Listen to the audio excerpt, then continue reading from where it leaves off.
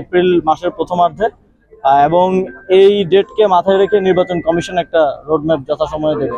কুমিল্লার নাম শুনলেই আওয়ামী লীগের এক ধরনের বিতৃষ্ণার বিষয় ছিল। তো এখানে অনেকগুলো কাজ আমরা দেখেছি অনেক সময় প্ল্যান থেকে বাদ দেওয়া হয়েছে, যেহেতু এলজিআরটিতে আমি আছি, এবং অনেকগুলো কাজ প্ল্যানে থাকলেও দীর্ঘদিন ধরে এখানে কাজগুলো করা হয়নি, একটা অবহেলা ছিল।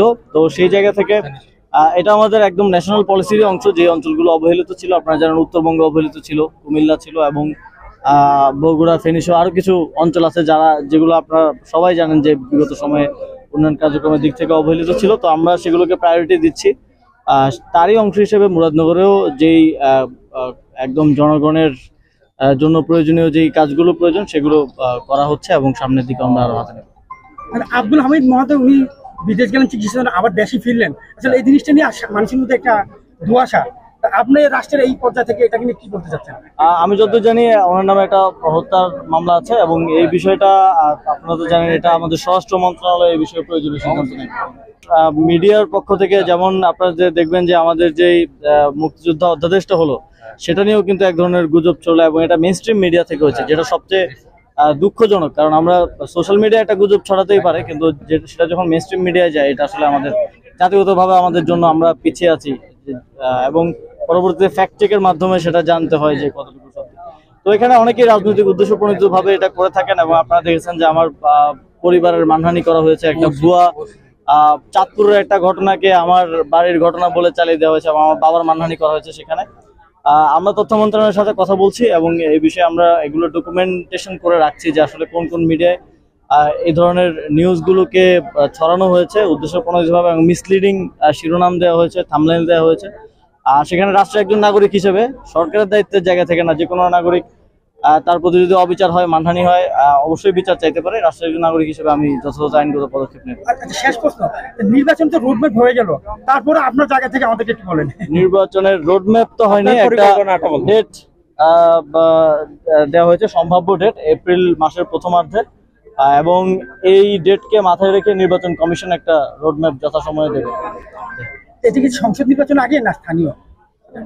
স্থানীয় সরকার এখন তো ওই রাজনৈতিক দলগুলোর থেকে যে কনসার্নটা ছিল স্থানীয় সরকার নির্বাচন হলে সংসদ নির্বাচন পিছিয়ে যেতে পারে, এখন তো আর সেই সম্ভাবনাটা নেই, যেহেতু আমাদের মাননীয় প্রধান উপদেষ্টা তিনি একটা সময় নির্ধারিত করে দিয়েছেন।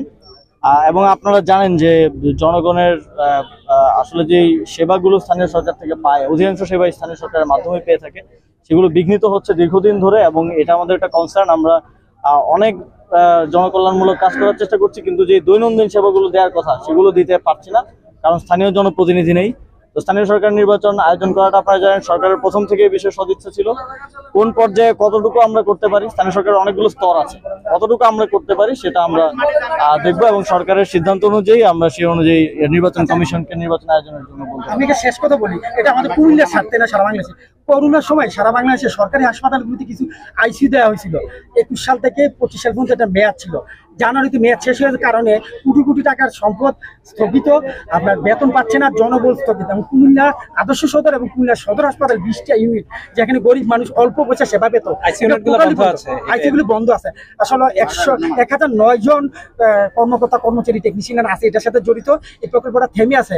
এই প্রকল্প নতুন করে করার আগে যদি আপনার সামনে আবার আমরা করোনার প্রকোপ দেখতে পাচ্ছি, এই গরিবের সেবাটা যদি আপনারা কোনোভাবে বেতনগুলি দিয়ে সচ্ছল রাখা যায়। ঠিক আছে, এই বিষয়ে আমি আমাদের স্বাস্থ্য মন্ত্রণালয়ের মাননীয় উপদেষ্টা আছেন, ওনার সাথে কথা বলে জরুরি ব্যবস্থা নেওয়ার জন্য অনুরোধ করব। কুমিল্লা বিভাগ নিয়ে আপনি একটা আশ্বাস দিয়েছিলেন, সবশেষ কি অবস্থা?